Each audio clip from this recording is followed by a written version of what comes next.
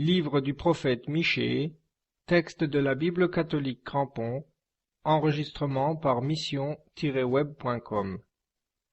Chapitre 1.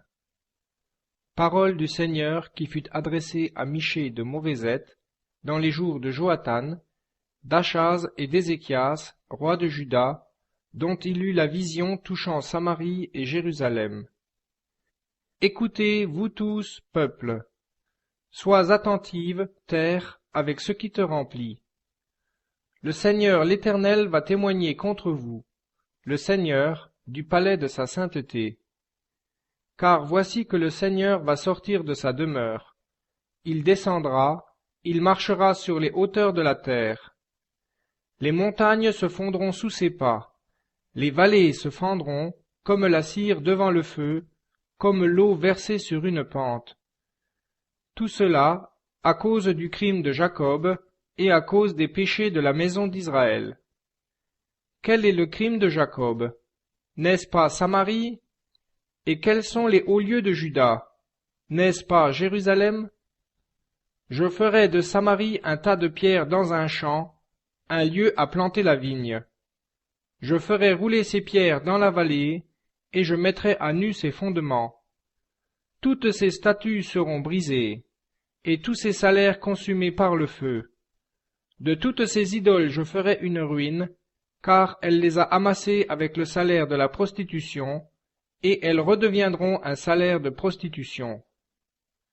À cause de cela, je me lamenterai et je hurlerai, je marcherai dépouillé et nu. Je répandrai une lamentation comme le chacal, et une plainte comme l'autruche. Car sa plaie est mortelle, car elle vient jusqu'à Juda, elle arrive jusqu'à la porte de mon peuple, jusqu'à Jérusalem. Ne l'annoncez pas dans Geth, ne pleurez pas dans Akko. À Beth-Aphra, je me roule dans la poussière. Passe, habitante de Saphir, dans une honteuse nudité. L'habitante de Tsoanan n'est point sortie. Le deuil de Beth-Etzel vous prive de son abri.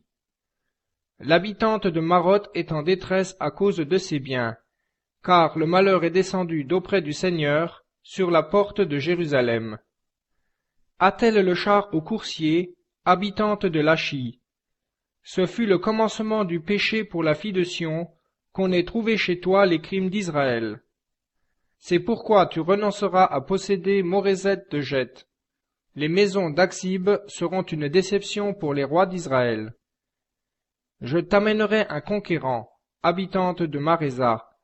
La noblesse d'Israël s'en ira jusqu'à Odolam. Arrache tes cheveux, rase-les, à cause de tes enfants bien-aimés. Fais-toi chauve comme le vautour, car ils s'en vont en captivité loin de toi. Chapitre 2. Malheur à ceux qui méditent l'iniquité et qui préparent le mal sur leur couche. Au point du jour ils l'exécutent, quand c'est au pouvoir de leurs mains. Ils convoitent les champs et les ravissent, les maisons, et ils s'en emparent. Ils font violence à l'homme et à sa maison, au maître et à son héritage. C'est pourquoi ainsi parle le Seigneur. Voici que je médite contre cette race un mal, dont vous ne pourrez dégager votre cou, et vous ne marcherez plus la tête haute, car ce sera un temps mauvais. En ce jour-là, on prononcera sur vous un proverbe, et on chantera une complainte. C'en est fait, dira-t-on, nous sommes entièrement dévastés. Ils aliènent la part de mon peuple. Comment me l'enlèvent-ils? Ils distribuent nos champs aux infidèles. C'est pourquoi tu n'auras personne qui étende chez toi le cordeau pour une part d'héritage dans l'assemblée du Seigneur. Ne prophétisez plus, prophétise-t-il. Si on ne prophétise pas à ceux-ci, l'opprobre ne s'éloignera pas. Toi qu'on nomme maison de Jacob, est-ce que le Seigneur est dépourvu de patience? Sont-ce là ses œuvres? Mes paroles ne sont-elles pas bienveillantes pour celui qui marche avec droiture? Hier mon peuple s'est levé en adversaire. De dessus la robe vous arrachez le manteau. Ceux qui passent sans défiance vous les traitez en ennemis. Vous chassez les femmes de mon peuple de leur maison chérie. À leurs petits-enfants, vous ôtez pour jamais ma gloire. Levez-vous, partez, car ce pays n'est pas un lieu de repos, à cause de la souillure qui vous tourmentera, et d'un cruel tourment. S'il y avait un homme courant après le vent et débitant des mensonges en disant « Je vais te prophétiser vin et cervoise », ce serait le prophète de ce peuple. Je te rassemblerai tout entier, ô Jacob, je recueillerai les restes d'Israël.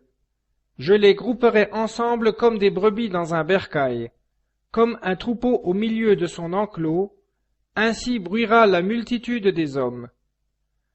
Celui qui fait la brèche monte devant eux. Ils font la brèche, ils franchissent la porte, et par elle ils sortent. Leur roi passe devant eux, et le Seigneur est à leur tête. Chapitre 3. J'ai dit, écoutez donc, chefs de Jacob et magistrats de la maison d'Israël. N'est-ce pas à vous de connaître le droit, vous qui haïssez le bien et aimez le mal, qui leur arrachez la peau de dessus le corps et la chair de dessus les os?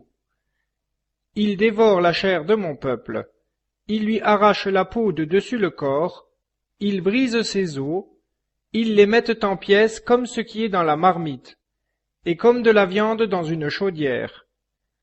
Alors ils crieront au Seigneur, et il ne les exaucera point.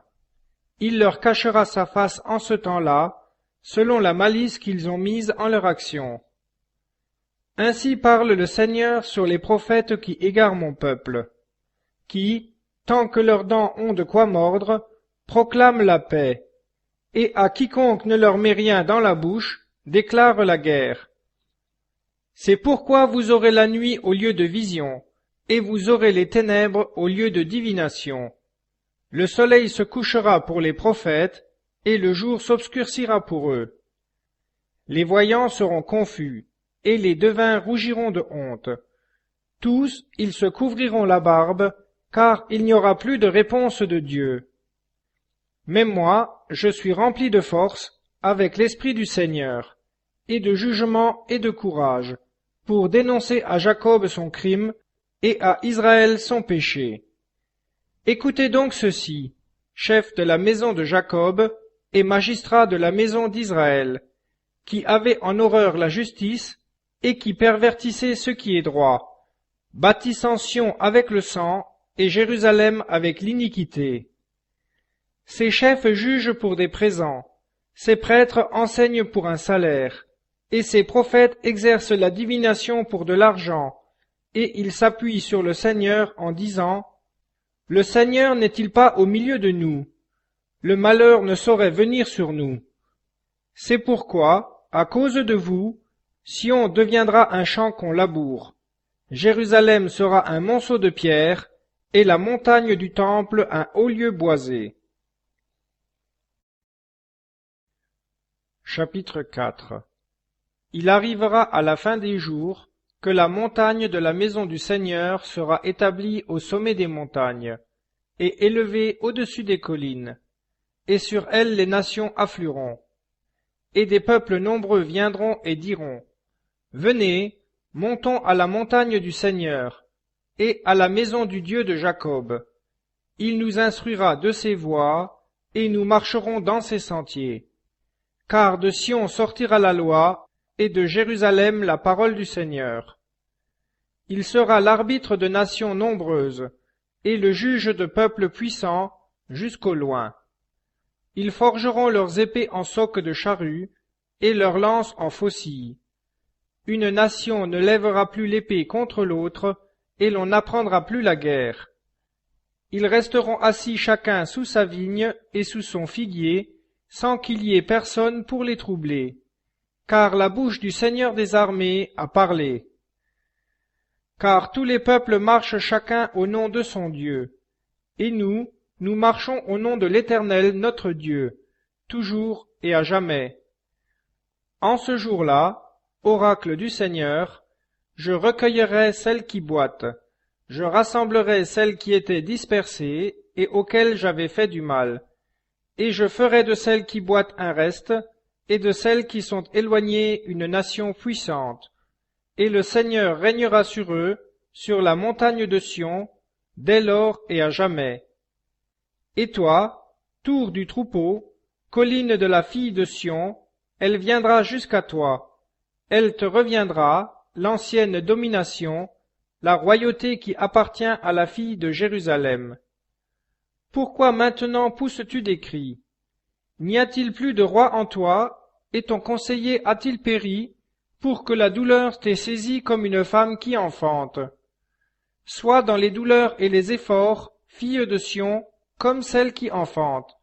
Car maintenant tu vas sortir de la ville, et demeurer dans les champs, et tu iras jusqu'à Babylone. Là tu seras délivré. Là le Seigneur te rachètera de la main de tes ennemis. Et maintenant, contre toi se sont rassemblées des nations nombreuses.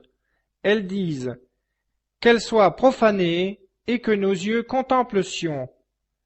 Mais elles ne connaissent pas les pensées du Seigneur, et elles ne comprennent pas ses desseins. Savoir qu'il les a rassemblées comme des gerbes sur l'air.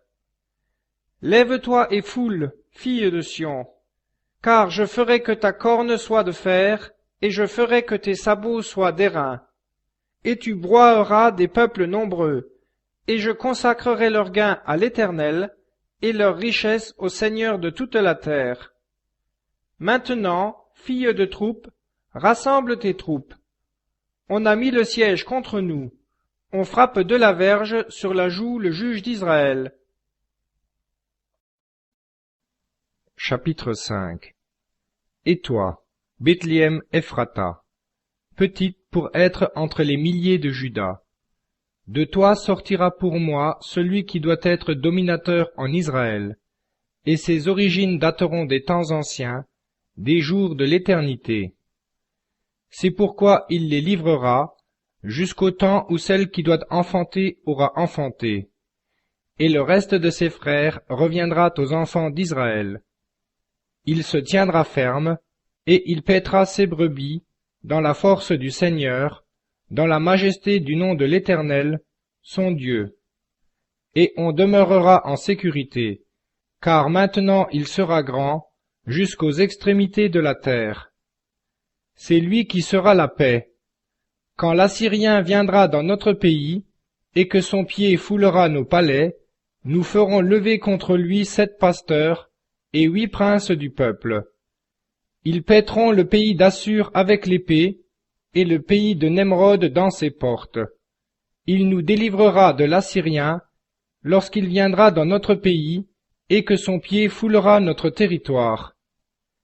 Et le reste de Jacob sera, au milieu de peuples nombreux, comme une rosée venant du Seigneur, comme des gouttes de pluie sur le gazon, lequel n'attend personne, et n'espère pas dans les enfants des hommes. Et le reste de Jacob sera aussi parmi les nations, au milieu de peuples nombreux, comme un lion parmi les bêtes de la forêt, comme un jeune lion parmi les troupeaux de brebis. Lorsqu'il passe, foule et déchire, personne ne délivre. Que votre main se lève contre vos adversaires, et que vos ennemis soient exterminés. En ce jour-là, oracle du Seigneur, j'exterminerai tes chevaux du milieu de toi, et je détruirai tes chars. Je ruinerai les villes de ton pays, et je démolirai toutes tes forteresses.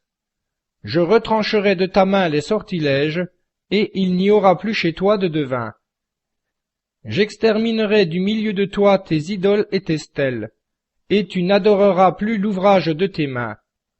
J'arracherai du milieu de toi tes achéras, et je détruirai tes villes. Et dans ma colère et dans ma fureur, je tirerai vengeance des peuples qui n'auront pas écouté.